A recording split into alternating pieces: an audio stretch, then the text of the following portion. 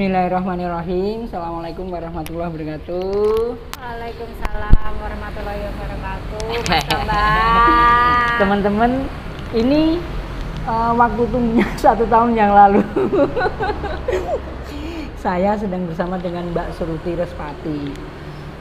Nah, sekarang kita sedang ada juga di Nibung Klite. Nah, pernah kesini berapa kali? Oh, ini kan wedangan yang tersohor di kota Solo. Tentunya harus bola Bali beberapa kali. Mbak Suruti itu selalu saya injen. Nginceng saya toh. Ingat gak dulu ketemu di Sunan? Iya. Ingat? Pas hari apa itu loh? Hari ada fashion show-nya toh, iya. ya kan? Ingat. Tapi saya acara apa saya agak lupa, tapi saya ingat waktu itu ada fashion show lalu saya menyanyi. Setelah menyanyi saya dikirimi link oleh jenengan.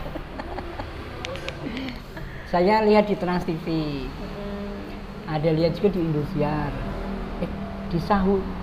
Yuk Sahur yuk ada ya? YKS ya? Nah, sekarang Mbak. Sekarang gimana ceritanya kok iso darah seninya mengalir jenengan? Kalau darah seni ini mengalir memang dari keluarga turun temurun. Dari eyang, dalang, lalu ayah, dalang, ibu penari. Lalu saya sendiri kebetulan memang dari kecil sudah digeladi untuk berkecimpung di dunia seni. Jadi atmosfer dalam keluarga itu sudah atmosfer seni gitu. Makanya saya merasa memiliki tanggung jawab untuk meneruskan apa yang sudah dirintis oleh para pendahulu, baik itu oleh keluarga saya secara turun-temurun maupun para senior dalam berkesenian. Mulai manggung, inget gak? Usia berapa? Nah, manggung pertama kali itu waktu sangat kecil di kamar mandi toh. Oh, ya enggak. Nyanyi rasane koyone penyanyi terhebat sedunia. Neng kamar mandi kan sing nonton aku dewe. Tapi kalau secara profesional sebetulnya saya sudah diajari menyanyi, berkenalan dengan panggung itu sejak ikut bapak kan dalang, lalu saya ikut bapak menyinden, lalu di situ diberi sedikit materi untuk bebungah materi yang nggak seberapa tapi bisa membuat kita semangat lagi untuk menekuni dunia seni. Jadi ya mungkin dari ajakan bapak, lalu dari situ banyak yang tahu, akhirnya terus ikut ngejob. Dan waktu itu mungkin saya juga didorong juga oleh kakak saya kan, Mbak Endah Laras, untuk terus manggung supaya juga bisa menghasilkan uang. Karena kan memang sekali lagi kalau memang kita tuh seniman tuh selain kita berkarya, kita tuh juga mencari penghidupan dari seni itu. Jadi yo menghidupi seni dengan berkarya dan juga dihidupi oleh seni dengan mendapat materi, dan itu menjadi pemicu kita juga berkarya. Salah satunya walaupun ada banyak hal yang menginspirasi dan membuat kita tertarik untuk terus berkarya gitu. Idealisme itu yang kita sebut dengan idealisme. Ingat gak, manggung pertama itu dibayar berapa? Manggung pertama Giyune iki ra enak banget. Sithik ning rasane gede banget, Mas. Sithik ning rasane gede banget. Manggung pertama dengan bapak itu mungkin di bawah 100.000 ya. Tahun? Waktu saya SMA itu mungkin tahun sekitar 95. Mungkin di bawah 50.000 ya. Kurangan. Saya kelahiran tahun 80. Waduh. Ya. Jadi saya SMA itu 95. Tapi di bawah 100.000 pada kurs masa waktu itu. Iya. Itu mungkin di bawah 50.000 ya. Mungkin sekitar 25 mungkin ya, 25.000. Tapi puas banget waktu itu. Saya merasa itu besar sekali karena selama itu kan saya minta duit ya. Minta duit sama orang tua. Ketika saya mendapat itu dari hasil saya bekerja, saya merasa itu bahwa saya memiliki seluruh dunia kan gitu. Ya, jadi nah kalau ayah, saya lari ke ayah. Sekarang masih kan? Ayah saya sudah Sudah. dipanggil Yang Maha Kuasa tahun 2013. Pada saat ikut ayah, apa yang paling berkesan? Ayah saya itu sosok yang idealis. Jadi yang paling berkesan ketika saya ikut ayah itu adalah bagaimana ayah saya itu menanamkan idealisme sama saya. Jadi bahwa menjadi seniman itu pekerjaan yang mulia. Bagaimana kita bisa menghibur orang, namun selain menjadi tontonan juga menjadi tuntunan. Bagaimana kita bisa memberi tontonan itu yang bermanfaat, yang tidak menabrak norma, yang itu bisa dijadikan edukasi juga, semacam itu. Jadi yang idealisme ayah saya itu yang membuat saya berkesan semasa hidupnya. Berarti itu kudune wis kakak ini level 9 kuwi, profesor kudune. Pokoknya gak bisa ngomong bermanfaat, kakak ini level 9. Iya, karena kita itu sebetulnya kan muaranya pada bermanfaat bagi sesama gitu. Saya sudah mewawancarai banyak profesor, banyak rektor. Kata kuncinya itu bermanfaat. Nah, jenengan itu sebenarnya core-nya di apa? Nyanyi atau apa? Saya tuh sulit ya mendefinisikan diri saya, tapi kalau saya ingin memberi cap, sebenarnya cap itu kan diberikan, stempel itu diberikan orang lain ya kepada saya. Saya terkadang menyanyi etnik, terkadang menyanyi jazz, terkadang menyanyi pop, terkadang saya menyanyi lintas genre, dan saya juga sangat-sangat berkecimpung di bidang keroncong. Tapi kalau saya ditanya, kamu tuh sebetulnya siapa sih? Gitu. Saya lebih suka menyebut diri saya pesuara etnik, gitu. Karena saya dari Jawa, saya juga sinden, saya juga penyanyi keroncong, dan saya tidak menutup diri saya untuk bernyanyi lintas genre. Jadi mungkin yang lebih umum ya, saya seorang pesuara. Saya musisi dengan instrumen vokal. Instrumen saya ya ini. Gitu. Tapi jenengan pernah jadi penyiar juga. Nah, itulah kenapa kita tidak bisa membatasi kuasa Tuhan ya. Saya juga penyiar TV, news anchor, hard news loh ya. Hard news lagi? Iya. Live lagi? Hard news live. Saya juga kadang mewawancara tokoh-tokoh. Lalu saya juga main teater, saya main film. Ini bentar lagi juga mau main film. Wih. Terus saya juga nulis. Nulis saya apa? nulis lagu. Oh. Nulis lagu. Jangan menulis riwayat hidupku ya, Mbak ya. Ide bagus kayaknya.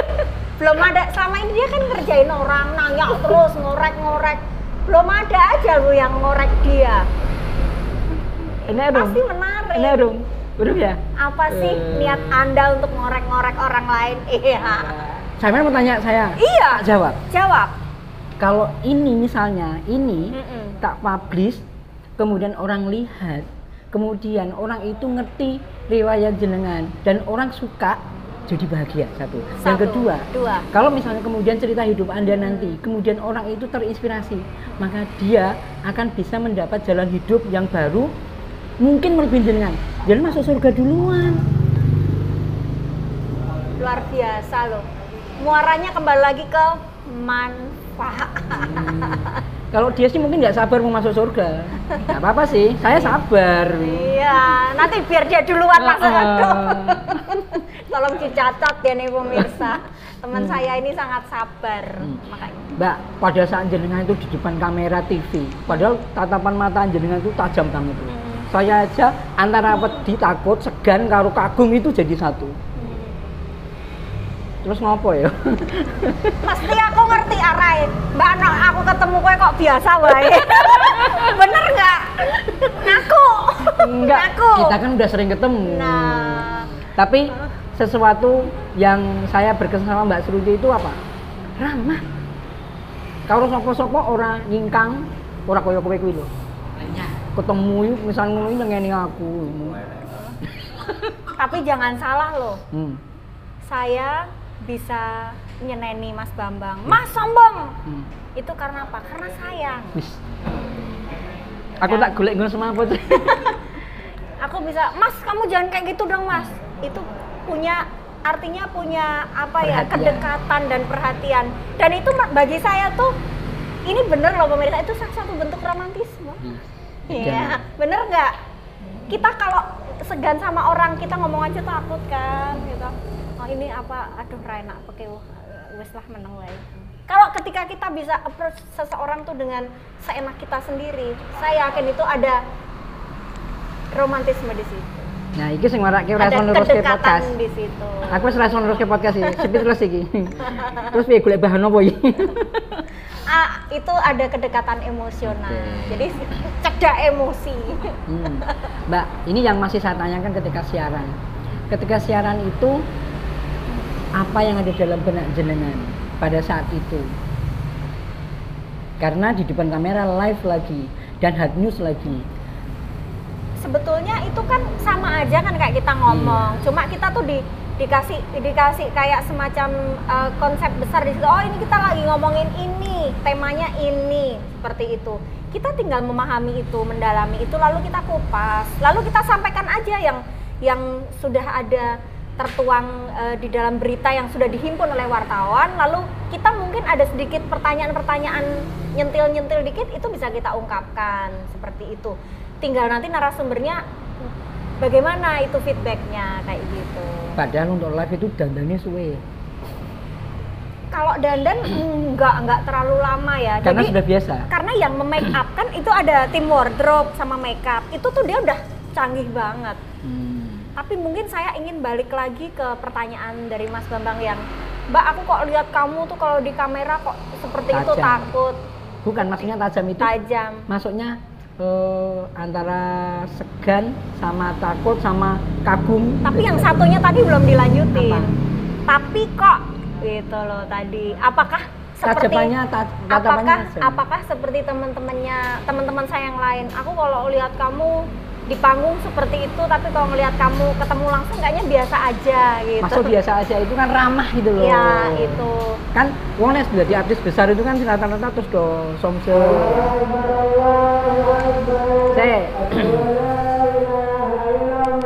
Ini orang dibully netizen.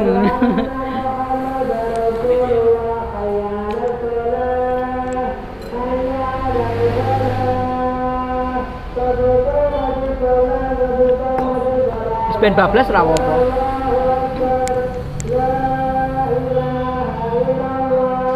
Yo. Ya ini tak jawab habis ini. Ya. Jadi gimana? Jadi gini Mas Bambang. Saya ini kan orang biasa. Ya Allah. Saya lahir dari keluarga yang biasa saja. Ya memang keluarga saya turut membangun peradaban seni di Kota Solo.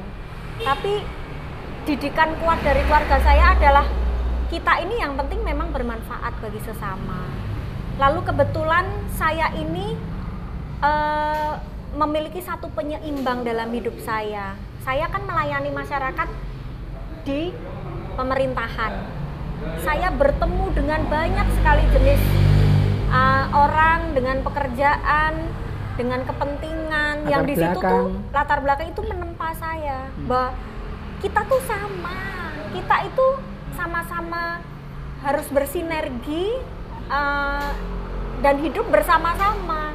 Nah di situ saya tahu bahwa saya itu memerlukan bersosial yang apa adanya untuk memperkaya batin saya, memperkaya pengalaman perjalanan hidup saya. Dan itu menyeimbangkan apa yang saya dapat di dunia yang lain, misalkan di dunia artis atau di dunia panggung. Itu kan kita memiliki atmosfer yang berbeda dengan kita ketemu dengan masyarakat secara langsung. Saya pikir saya dihidupi oleh pengalaman-pengalaman hidup bersosial dengan masyarakat melalui saya melayani di masyarakat sebagai PNS atau ASN kayak gitu. Terus juga berteman sama Mas Bambang. Hey gimana? Oh besok acara ini, oh gini ketemu ya, oke. itu memperkaya batin saya itu, dan itu menambah satu referensi ketika saya berkarya. Itu saya jadikan salah satu referensi saya dalam menulis, dalam mencipta lagu, dalam berkarya, dalam hal apapun.